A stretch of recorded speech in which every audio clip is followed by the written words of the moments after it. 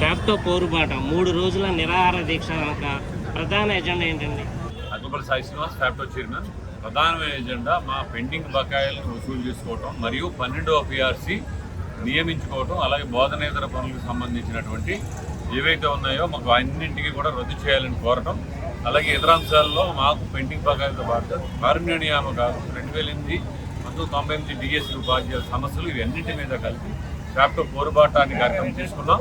గత అక్టోబర్ 7వ తేదీన మేము చేసినటువంటి పోరుబాట 16,000 మంది ఉపాధ్యాయులతో ఈ ధర్నా చౌక్లో మేము చేసినటువంటి పోరాటం ఫలితంగా సీఎం గారు చర్చలకు పిలిచి కేవలం ఒకటి ఆర్థిక పరిస్థితి బాగోలేదని ఒకటి అని మాత్రమే ప్రకటన చేయడం జరిగింది. తర్వాత మార్చి తర్వాత కొత్త ఫైనాన్షియల్ ఇయర్లో కొన్ని బకాయిలు చెల్లిస్తూ ఉన్నారు. కానీ ఇంతవరకు కూడా ఏ విధంగా నిర్ణయం తీసుకోకపోవడం వల్ల మాకు ఇవ్వాల్సిన 32,000 కోట్ల బకాయిల్లో కేవలం 15,000 కోట్ల బకాయిలు మాత్రమే దఫదఫాకి చెల్లించారు.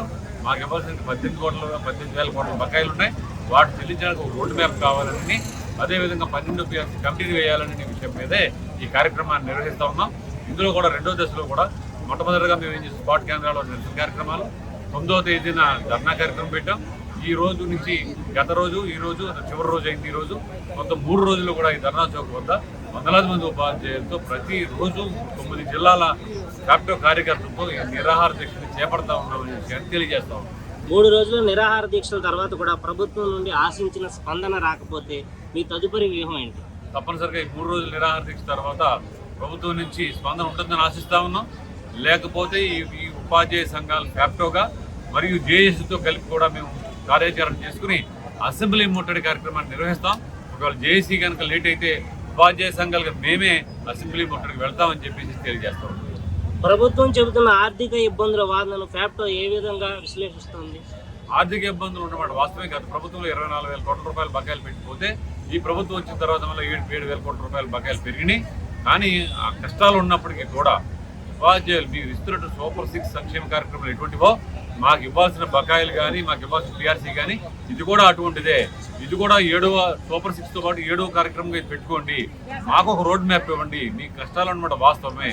కొంత సమయం మనం పాటిస్తాం. మేము కూడా ఇప్పటికే 2 సంవత్సరాలు అయింది ఈ ప్రభుత్వం ఏర్పడి. 2 సంవత్సరాల కాలంలో మాకు ఇవ్వాల్సిన బకాయిలపై ఒక 7,000 కోట్లు మొన్న రిలీజ్ చేశారు. అంతకుముందు 6,200 కోట్లు, అంతకుముందు 1,100 కోట్లు రిలీజ్ చేశారు. సంతోషమే. కాకపోతే ఇవ్వాల్సిన బకాయిలు కూడా కొండల్లో పెరిగిపోయిన సందర్భంలో ఒక రోడ్ మ్యాప్ ఇచ్చి ప్రతి నెల ఒక 500-600 కోట్ల రూపాయలు చెల్లిస్తూ పోతే తప్పనిసరిగా ఈ బకాయిలను వసూలు అవుతాయి. అంతేగాని మీరు అలా పెరిగిపోయి ఉంటే ఈ బకాయిలు చెల్లించడం మీ వల్ల కాదు, వసూలు తీసుకోవడం మా వల్ల కాదు. కాబట్టి మేము ఈ విధంగా ఈ కార్యక్రమాన్ని చేపడతామని తెలియజేస్తాం. గతంలో ఇచ్చిన హామీల అమలులో జరుగుతున్న జాప్యంపై ఉపాధ్యాయ లోకం ఎంతవరకు అసహనంతో ఉంది? గతంలో ఇచ్చిన హామీల్లో ప్రధానమైనది సిపిఎస్ రద్దు చేస్తామనే హామీ. సిపిఎస్ మేము రాగానే రద్దు చేస్తామనే మొట్టమొదటి హామీ అయితే, రాగానే ఐఆర్ ప్రకటిస్తామనేది రెండో హామీ, మేము మెరుగైన పిఆర్సీ ఇస్తామనేది మూడో హామీ, ఒత్తిడి లేనటువంటి విద్యను అందించడానికి ఉపాధ్యాయులు ఒత్తిడి లేకుండా చేస్తామనే హామీ నాలుగవది. ఈ 4 హామీలు నెరవేర్చడంలో చాలా వెనకబడి ఉన్నది ప్రభుత్వం. మాకు ఇవ్వాల్సినటువంటి ఐఆర్ ఇవ్వలేదు, పిఆర్సీకి కమిటీ వేయలేదు, అలాగే బోధనేతర పనులని తగ్గిస్తామని చెప్పి ఏ విధమైన కార్యక్రమాలు తగ్గించబడలేదు.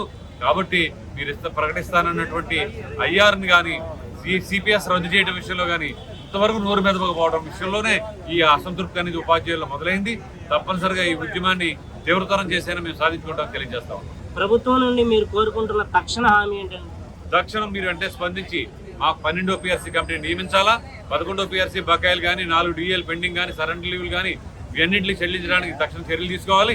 అదేవిధంగా సిపిఎస్ మీద, అలాగే 2003 డిఎస్సీ వాళ్ళ మీద, వాళ్ళకి ఇచ్చినటువంటి 57 మేము అమలు చేయడం మీద కూడా వెంటనే స్పందించాల్సినటువంటి బాధ్యత ప్రభుత్వం మీద ఉంది. అలా మీనమేషాలు లెక్కిస్తే మాత్రం ఉపాధ్యాయులకు చూసి ఊరుకోబోదని తెలియజేస్తా ఉన్నాం. పెండింగ్ లో ఉన్న డిఏలు, ఇతర బకాయిల చెల్లింపుల విషయంలో ప్రభుత్వం చూపుతున్న అలసత్వాన్ని ఎలా ఎదుర్కోబోతున్నారు? పెండింగ్ లో ఉన్న డిఏలు కానీ, నీళ్లు కానీ మాకు ఒక డిఏ ఇచ్చారు. మిగతా డిఏలు కూడా చెల్లించడానికి ఒక యాక్షన్ ప్లాన్ అడుగుతున్నాం. మేము ఒక రోడ్ మ్యాప్ అడుగుతా ఉన్నాం. ఆ రోడ్ మ్యాప్ ఇవ్వని పక్షంలో పక్కనున్న రాష్ట్రం తెలంగాణ రాష్ట్రం ప్రతి నెల ఈ రోడ్ మ్యాప్ ద్వారా కొన్ని 100 కోట్లు రిలీజ్ చేసి వాళ్ళకున్న 18,000 కోట్ల బకాయిలు చెల్లించడానికి ఒక కార్యాచరణ రూపొందించారు. బట్ ఈ ప్రభుత్వం వాళ్ళు గుర్తొచ్చినప్పుడు 5,000 కోట్లు 6,000 కోట్ల కింద ఇస్తున్నారు తప్ప ఒక రోడ్ మ్యాప్ ప్రకటించి ఒక టైం షెడ్యూల్ ఇస్తామనే విషయాన్ని ప్రకటించకపోవడాన్ని మేము నిరసిస్తాము.